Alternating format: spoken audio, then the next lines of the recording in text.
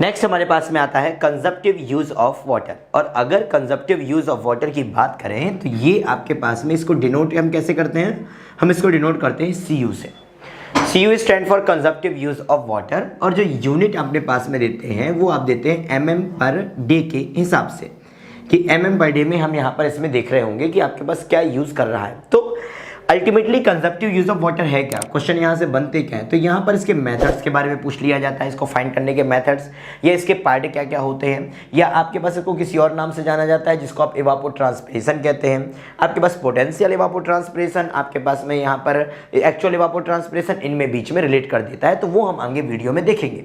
सबसे पहले अगर मैं बात करूं तो कंजप्टिव यूज ऑफ वाटर है क्या, तो consumptive use of water total requirement of the crop, आप एक हिसाब से यहां पर कह सकते हैं कि total requirement of the crop जो है that is your consumptive use of water by the crop, अगर पूरा बोला जाए तो देखो इसका एक और नाम होता है और वो दूसरा नाम है आपके पास में दैट इज योर इवापोट्रांसपिरेशन।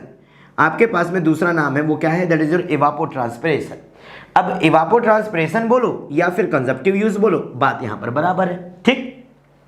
इवापोरेशन आपके पास में दो टर्म्स का टोटल है, एक है आपके पास में दैट इज योर इवापोरेशन, एक है आपके पास में इवापोरेशन, और दूसरा टर्म है आपके पास में दैट इज योर ट्रांसपिरेशन। एक है आपके पास में इवापोरेशन और एक है आपके पास में ट्रांसपिरेशन। इवापोरेशन का मतलब क्या, अब देखो आपके पास कोई भी मान लो यहां पर प्लांट था, ठीक है। अब ये प्लांट है और ये आपके पास में वहां पर उसका क्या है, रूट जोन है।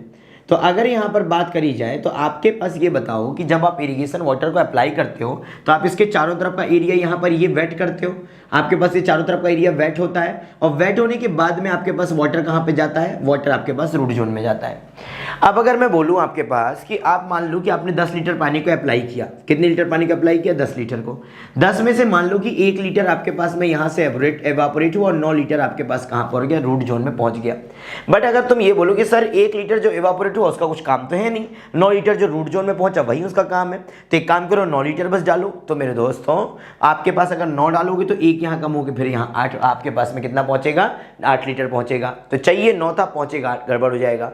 मतलब तुम कुछ भी करके यहाँ पर इसको क्या नहीं कर सकते, तुम यहाँ पर इसको अवॉइड नहीं कर सकते। तो बात क्या थी कि आपके पास में टोटल मिला के हम इसको रिक्वायरमेंट में काउंट कर लेते हैं। हम बोलते हैं कि प्लांट के आसपास जो सरफेस है वहां से जितना वाटर इवापोरेट होगा उसको आप बोल दोगे इवापोरेशन, और जो आपके पास रूट जोन में जाएगा, रूट जोन में जाने के बाद प्लांट उसको खुद के प्लांट टिश्यू के डेवलपमेंट के लिए इस्तेमाल करेगा, खुद के टिश्यू के डेवलपमेंट के लिए यहां पर इस्तेमाल करेगा, उसको आप बोल देते हो ट्रांसपिरेशन। तो इवापोरेशन तो समझ में आ गया, that is your evaporation from surrounding surface. Transpiration का मतलब क्या होता है, ट्रांसपिरेशन का मतलब होता है आपके पास में that is your building of plant tissue, building of plant tissue.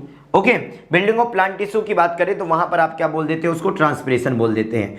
अब इतनी बात हो गई, तो आपने इन दोनों का टोटल बोला, इन दोनों का जब टोटल बोला तो आपने बोला evaporation plus transpiration that is equal to evapotranspiration. आप यहां पर नाम जो है तो दे देते हो। इज इट ओके, कहानी यहां तक चली। और आगे देखो, तो तुमने यहां पर बोला evaporation plus transpiration that is your evapotranspiration. अब ये इवापोट्रांसपिरेशन भी दो टाइप का आपको यहां पर देखने को मिलता है। कितने टाइप का, दो टाइप का। एक आप बोल देते हो पोटेंशियल इवापोट्रांसपिरेशन, एक बोल देते हो एक्चुअल इवापोट्रांसपिरेशन। अगर बात करोगे पोटेंशियल इवापोट्रांसपिरेशन की तो आपके पास में पोटेंशियल इवापोट्रांसपिरेशन क्या है, when water supply is unlimited, when water supply is unlimited, तो आप इसको बोल देते हो आपके पास में क्या, दैट इज योर पोटेंशियल इवापोट्रांसपिरेशन। मतलब पानी आपके पास में अनलिमिटेड है, अनलिमिटेड है तो जितना ज्यादा इवापोरेट होना उतना इवापोरेट होगा, जितना इसको मैक्सिमम नीड है उतना आप मैक्सिमम नीड दोगे। मतलब मैक्स टू मैक्स जो भी आपके पास नीड है वो पोटेंशियल इवापोट्रांसपिरेशन हो जाएगी, उससे ज्यादा उसको कुछ नहीं चाहिए। बट एक्चुअल ऐसा होता है क्या, एक्चुअल ऐसा होता है कि एक्चुअल ऐसा नहीं होता। तो एक्चुअल कुछ ना कुछ आपके पास एक वैल्यू होगी। कहने का मतलब जब वाटर सप्लाई आपके पास में कैसी हो जाए, व्हेन वाटर सप्लाई आपके पास में यहाँ पर लिमिटेड हो जाए तो तुम बोल देते हो आपके पास में कौन सा इवापोट्रांसपिरेशन हो जाएगा, एक्चुअल इवापोट्रांसपिरेशन हो जाएगा। Is it okay. तो एक हो गया आपके पास में एक्चुअल, एक हो गया आपके पास में दैट इज योर पोटेंशियल। अब दोनों में रिलेशन देखो, रिलेशन कुछ ऐसा है कि अगर तुमने बोला कि actual evapotranspiration is less than potential evapotranspiration, अगर actual evapotranspiration is less than potential evapotranspiration, कहने का मतलब उसकी भूख तो पीईटी की है बट आप फुलफिल एईटी करवा रहे हो और एईटी जो है वो पीईटी से कम है, भूख से कम है, तो आपके पास कहीं ना कहीं उसमें क्या होता जाएगा, आप ऐसा बोल दे रखते हो यहाँ पर कि सॉइल स्टार्ट्स ड्राइंग, आप बोल देते हो कि आपके पास में सॉइल कैसी होने लगती है, ड्राई करना स्टार्ट करने लगती है। दूसरा आपने बोला कि अगर एईटी का वैल्यू आपके पास जीरो हो जाए, एक्चुअल इवापोट्रांसपिरेशन जो नॉर्मल प्रैक्टिकल कंडीशन में हो रहा था वो जीरो हो गया, मतलब इसके जीरो होने का कि इवापोरेशन ट्रांसपिरेशन हो ही नहीं रहा, मतलब इवापोट्रांसपिरेशन जीरो है। और अगर ऐसा जीरो है मतलब कि जो वाटर कंटेंट है, ये जो वाटर कंटेंट है आपके पास में, ये रीच कहाँ हो जाता है, water content reaches to permanent wilting point, क्योंकि परमानेंट विल्टिंग पॉइंट के बियॉन्ड प्लांट वहां पर इस पानी को यूज नहीं कर सकता। सो परमानेंट विल्टिंग पॉइंट पहुंच गया, आपने यहां पर ये रिलेशन निकाल दिया। एक तीसरा रिलेशन और यहां पर लिख लीजिए, तीसरा रिलेशन आ जाता है कि AET will always be less than और इक्वल टू आपके पास पीईटी होगा। एईटी का मैक्सिमम टू मैक्स वैल्यू क्या हो सकता है, आपके पास में यहां पर पीईटी हो सकता है। Is it okay?